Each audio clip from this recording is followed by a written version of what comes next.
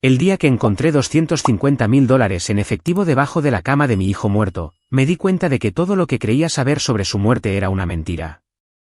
Mi nombre es Roland Thatcher. Tengo 52 años y durante 20 años trabajé como supervisor de almacén en Brennan Logistics. Nada elegante, nada complicado, solo trabajo honesto asegurándome de que los envíos llegaran a donde debían ir. Mi hijo Colby tenía 24 años cuando murió, justo comenzando su carrera en Riefield Trucking Company como despachador. Era un buen chico, del tipo que llamaba a su viejo cada domingo por la noche sin falta, que todavía pedía consejos sobre todo, desde cambiar el aceite de su coche hasta tratar con compañeros de trabajo difíciles. Mi exesposa, Jolene, solía ser el amor de mi vida. Nos conocimos cuando ambos teníamos 23 años, nos casamos 2 años después y tuvimos a Colby después de 3 años de intentarlo. Durante 2 décadas, pensé que éramos sólidos. Claro, teníamos nuestros problemas como cualquier pareja, pero nunca imaginé que pudiera hacer lo que hizo. Jolene trabajaba como agente inmobiliaria, siempre persiguiendo la siguiente gran comisión, siempre queriendo más de lo que teníamos. Medía 1,67 metros, con un cabello castaño rojizo perfectamente peinado y ojos verdes que solían mirarme con amor, pero que con el tiempo solo mostraban decepción. Mi hermano mayor, Dwan, dirige un pequeño taller de reparación de automóviles en el lado sur de la ciudad.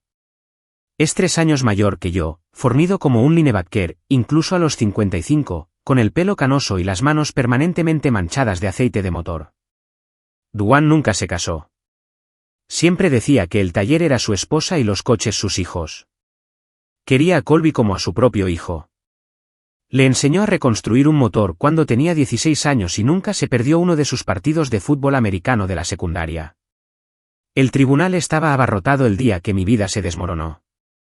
Jolene estaba en la mesa del demandante. Su nuevo vestido negro probablemente costaba más de lo que yo ganaba en un mes. Se secaba los ojos con un pañuelo, aunque yo sabía que esas lágrimas eran tan falsas como su preocupación por nuestro hijo. Su abogado, Melvin Ashford, era el tipo de abogado que veías en vallas publicitarias prometiendo conseguirte lo que te mereces. Llevaba un traje de $3.000 y tenía una forma de hacer que cada palabra sonara como la pura verdad. Señoría, dijo Ashford, su voz llenando la sala.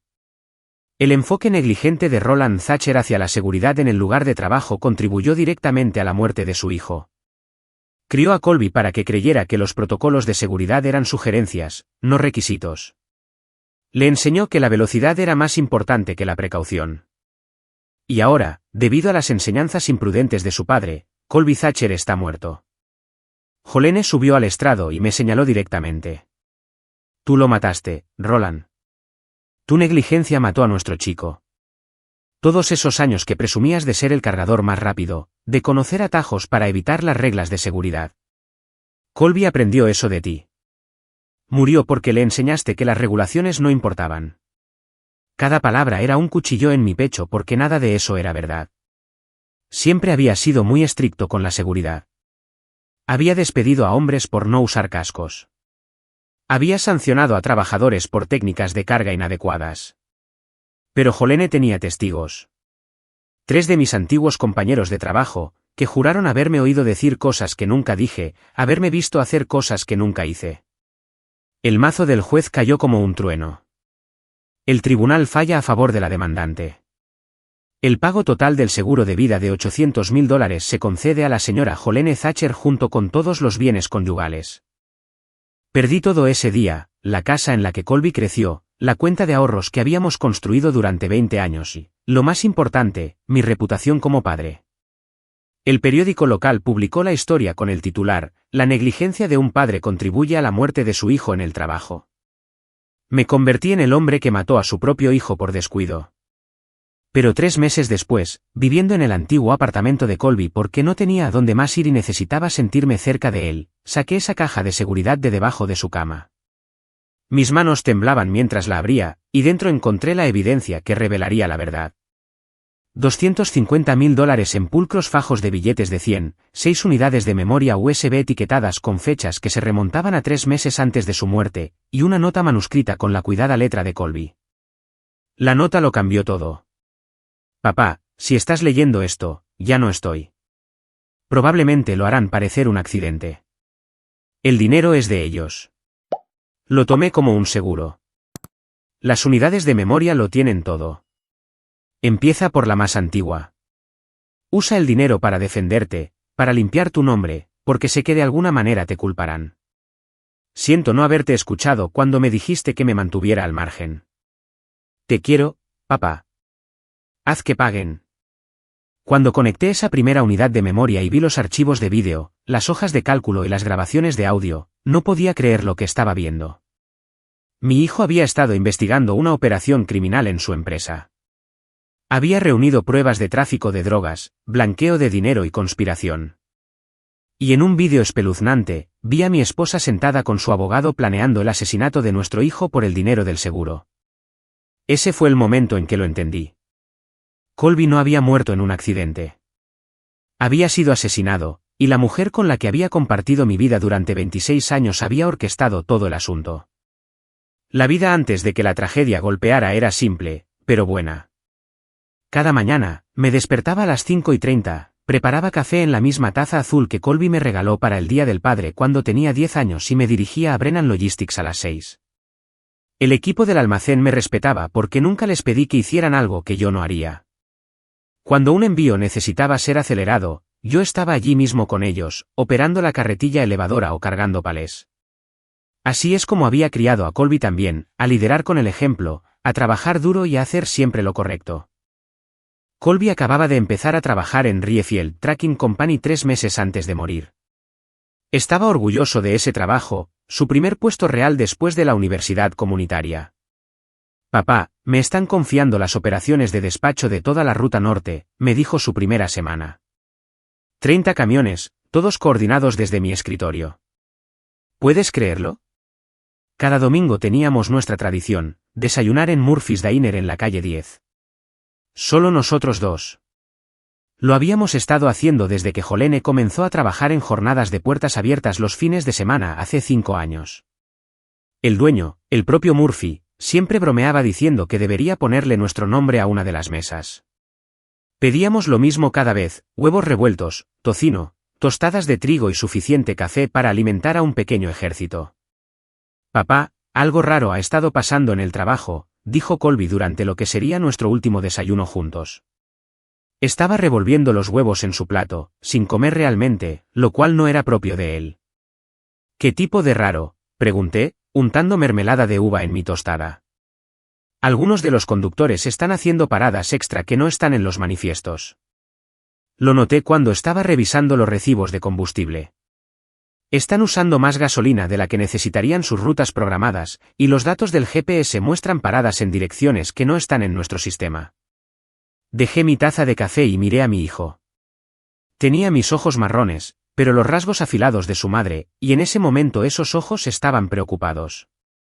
¿Has hablado con tu supervisor sobre eso? Frank Nukem. No, todavía no. Quería estar seguro primero. He estado documentando todo, guardando copias de los manifiestos irregulares. Colby, escúchame. Infórmalo a tu supervisor y deja que él se encargue. No te involucres en la política de la empresa. Eres nuevo allí. No conoces el panorama completo. Él asintió, pero vi vacilación en sus ojos. Sí, tienes razón.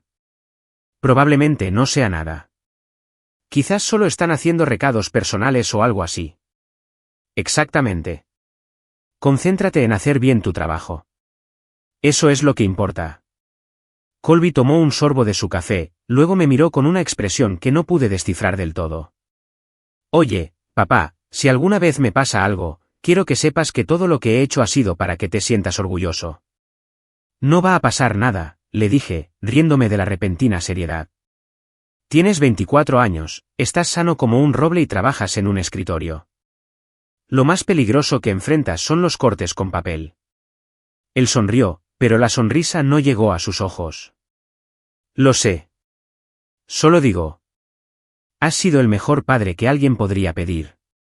Quiero que lo sepas. Guarda el sentimentalismo para mi funeral, que no será hasta dentro de al menos 30 años, le dije. Ahora, cómete los huevos antes de que se enfríen. En casa, las cosas con Jolene habían estado tensas durante meses. Quería que solicitara el puesto de gerente de operaciones en Brennan, un trabajo de oficina que pagaba $20,000 más al año, pero que me alejaría del piso del almacén. Roland, podríamos tener mucho más, decía durante la cena. Una casa más grande, mejores coches, vacaciones en Europa en lugar de viajes de acampada. Te conformas con la mediocridad. Tenemos todo lo que necesitamos, le decía yo. Un buen hogar, coches fiables y nuestro hijo está comenzando su carrera. ¿Qué más quieres? Más, respondía ella siempre. Simplemente más. Mi hermano Duan lo vio más claro que yo. Durante una barbacoa en su casa, me llevó aparte. Roland, Jolene ha cambiado. No es la mujer con la que te casaste. Solo está pasando por algo, la defendí. El mercado inmobiliario ha estado difícil. No, hermano. Te mira como si fueras una decepción. Como si la estuvieras frenando de algo. Cuídate. 2 semanas después de ese desayuno con Colby, mi teléfono sonó en el trabajo. Era Frank Nukem de Riefield Tracking. Señor Thatcher, ha habido un accidente. Necesita venir al Hospital Mercy de inmediato. Para cuando llegué, mi hijo ya se había ido. Un contenedor de envío de alguna manera se había soltado de sus cadenas de seguridad y lo había aplastado contra la pared de un muelle de carga. La investigación fue rápida, apenas 72 horas. Culparon a protocolos de seguridad inadecuados. Dijeron que Colby había estado en un punto ciego, que no había seguido los procedimientos adecuados, y como yo le había enseñado a Colby todo lo que sabía sobre seguridad en almacenes mientras crecía, Jolene me culpó a mí. Los papeles del divorcio llegaron exactamente una semana después del funeral de Colby. Jolene hizo que me los entregaran en el trabajo, justo delante de mi equipo. El notificador judicial entró en el almacén durante la hora del almuerzo y anunció mi nombre para que todos lo oyeran. Roland Thatcher ha sido notificado. El sobre amarillo parecía pesar 1000 kilos en mis manos. Dentro había más que papeles de divorcio. Jolene también estaba presentando una demanda por homicidio culposo, alegando que mis enseñanzas negligentes habían causado directamente la muerte de nuestro hijo. Su abogado, Melvin Ashford, había elaborado una narrativa que me pintaba como un padre imprudente que enseñó a su hijo a ignorar las normas de seguridad en aras de la eficiencia.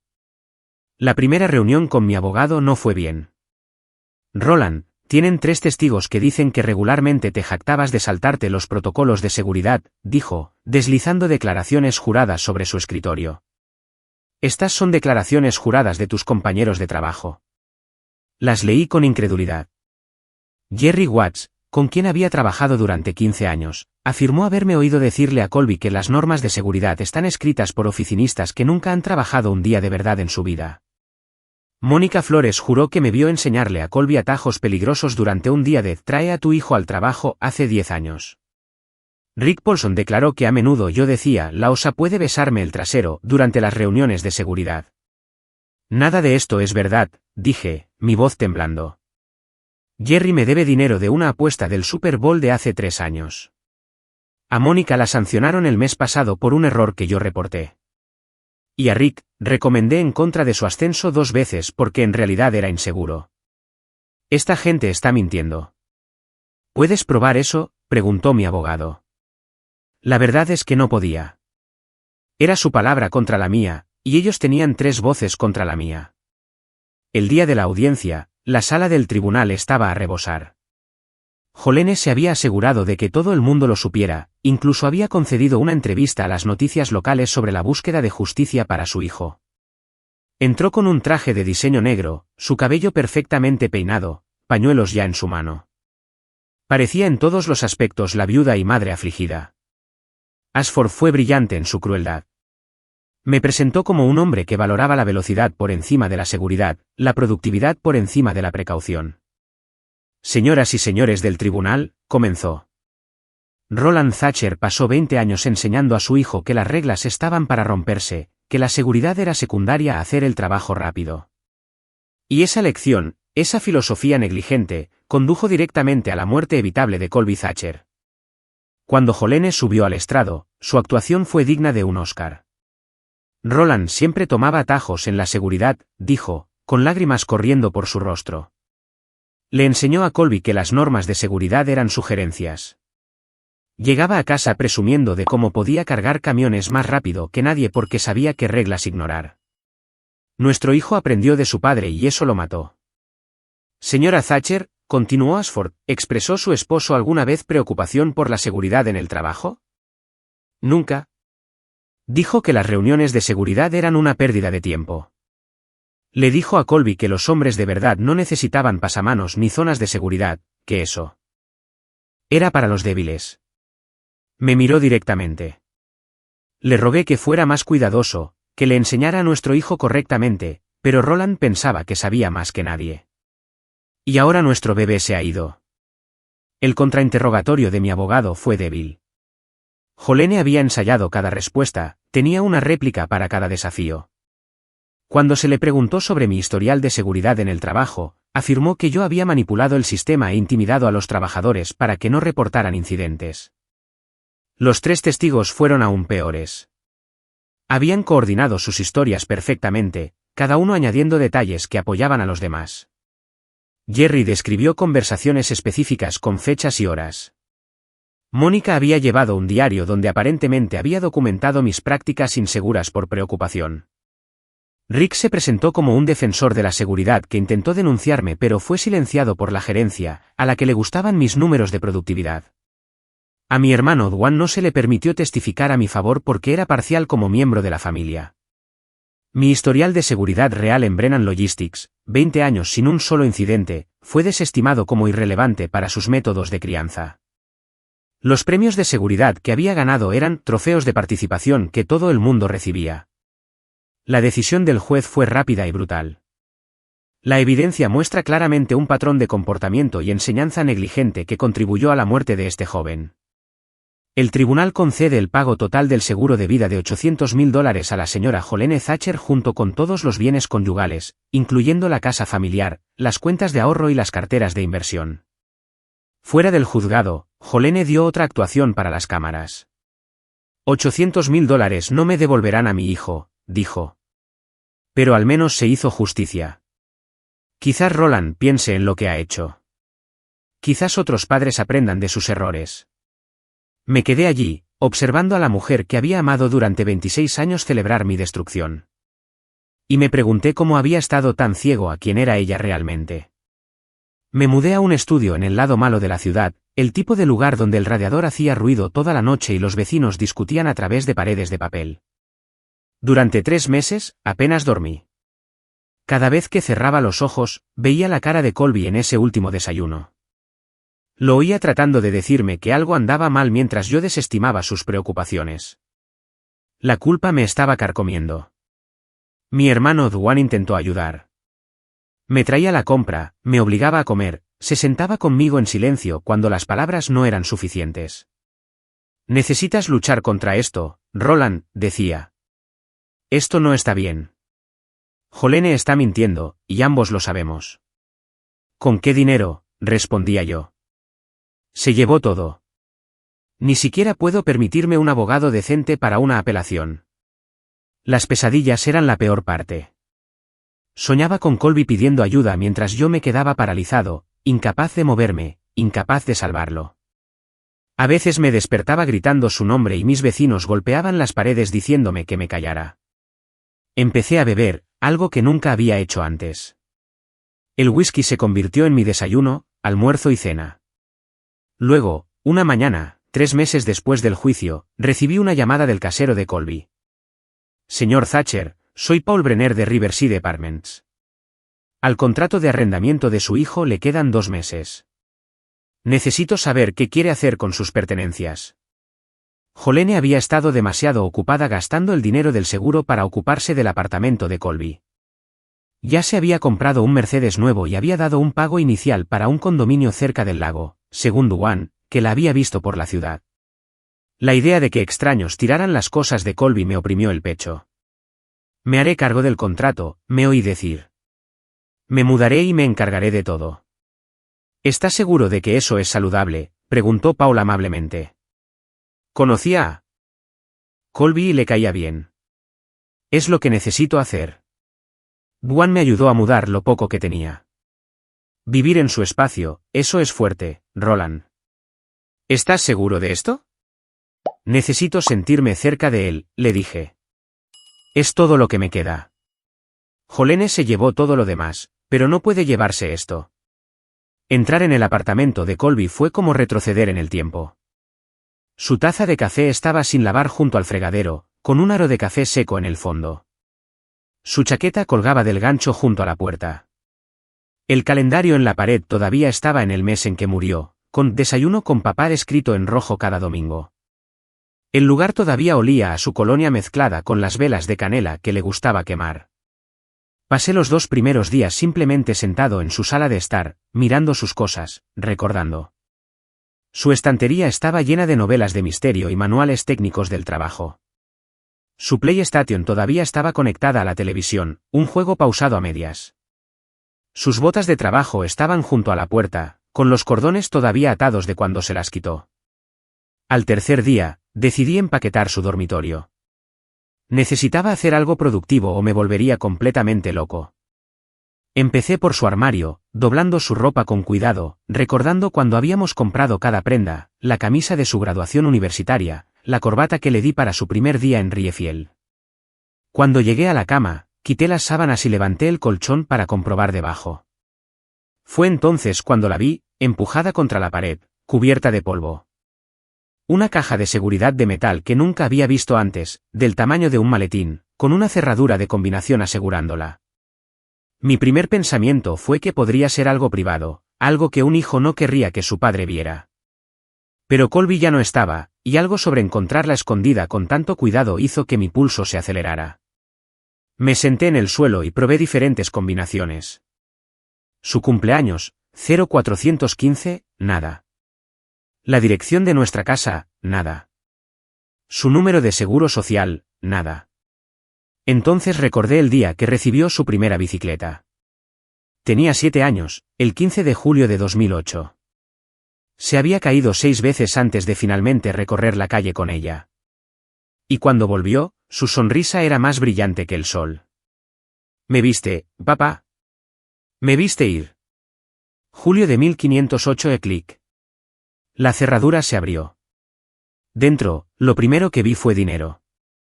Fajos y fajos de billetes de $100 envueltos en bandas bancarias. Lo conté con manos temblorosas. $250.000. ¿De dónde sacó mi hijo $250.000 en efectivo?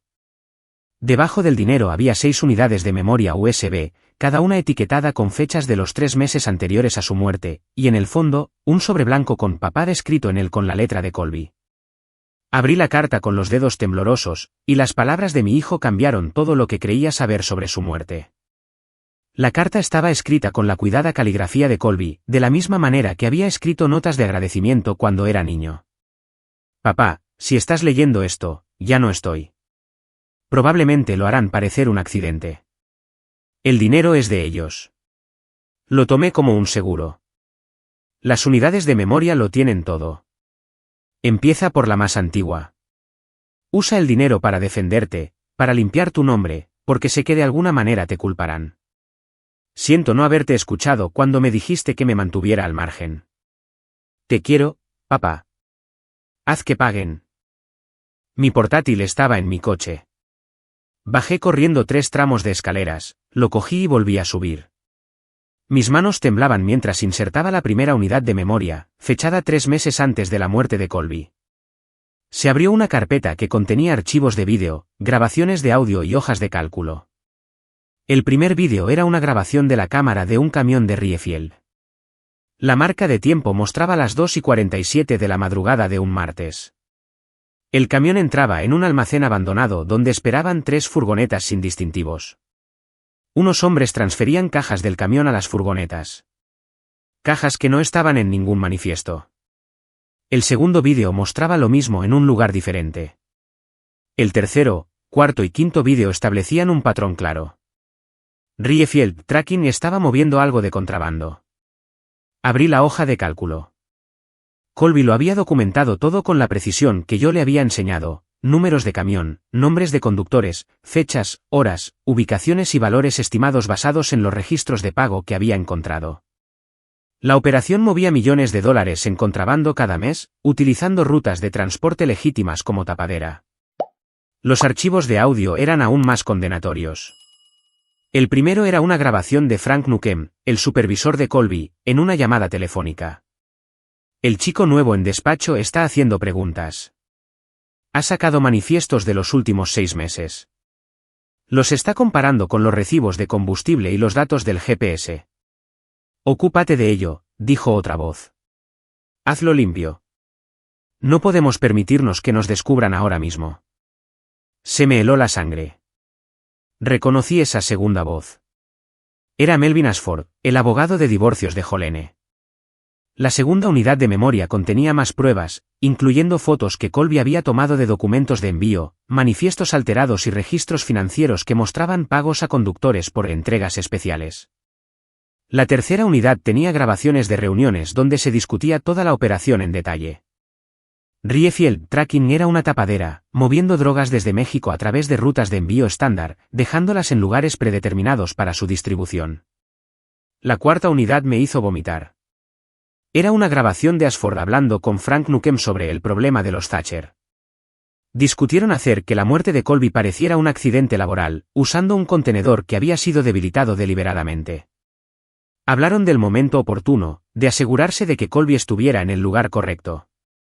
Mencionaron tener un plan de respaldo si el contenedor no lo mataba instantáneamente. Pero la quinta unidad de memoria me destruyó por completo.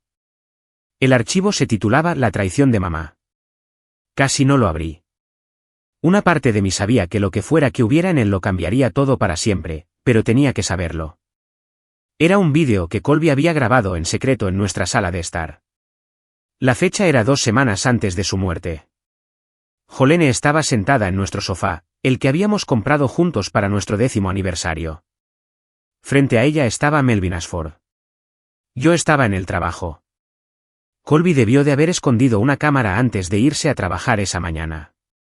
La póliza de seguro vale $800,000, dijo Ashford, sirviendo vino en la copa de Jolene. Una vez que tu hijo tenga su accidente, solicitas el divorcio inmediatamente. Culpa a Roland por enseñarle prácticas inseguras. Yo me encargaré de los testigos. Jolene sorbió su vino.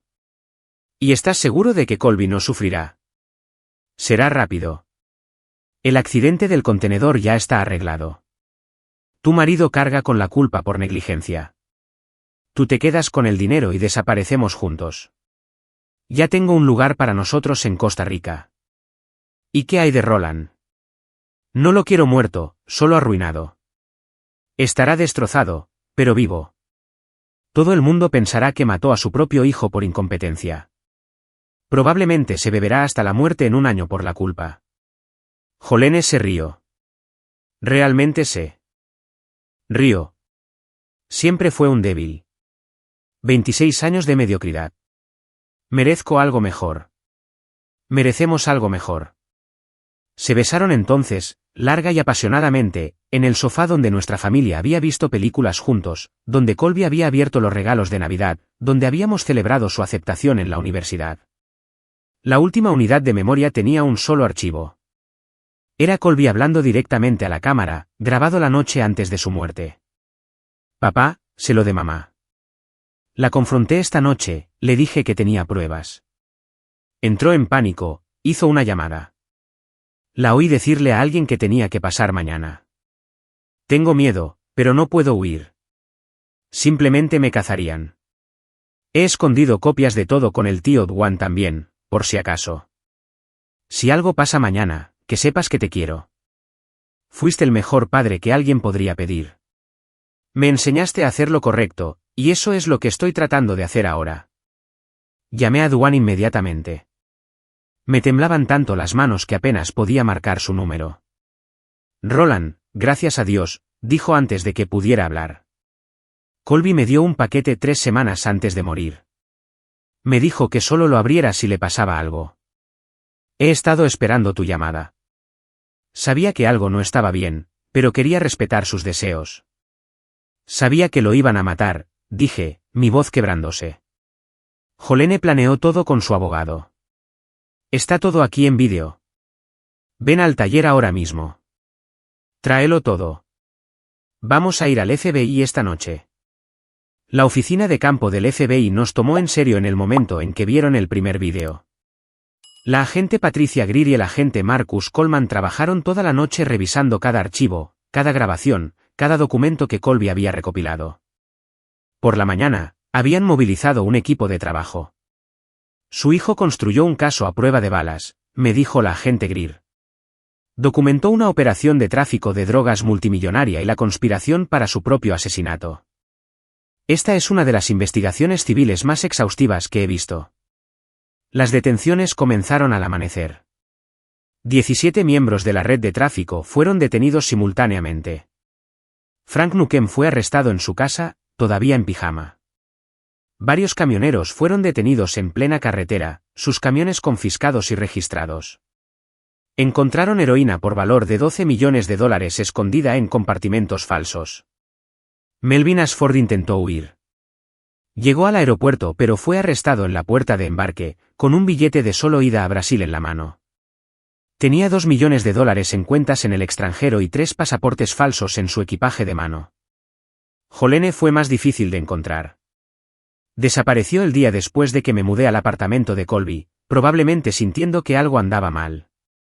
El FBI la rastreó hasta un resort en México, donde vivía bajo el nombre de Jennifer Morrison con su nuevo novio, un socio de Ashford llamado Dennis Vale.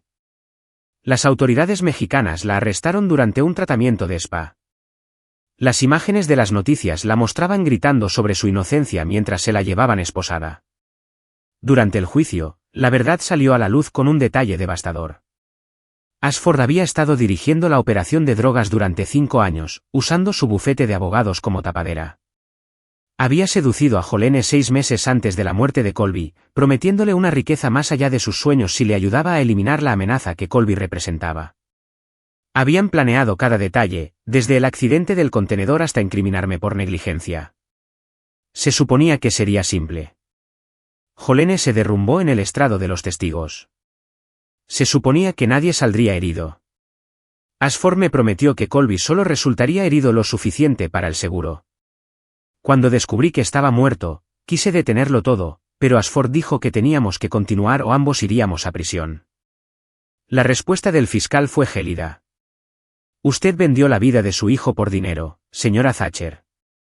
Se sentó en esa sala del tribunal y destruyó a su marido mientras el cuerpo de su hijo apenas se había enfriado en la tumba. No hay ninguna versión de esta historia en la que usted no sea un monstruo.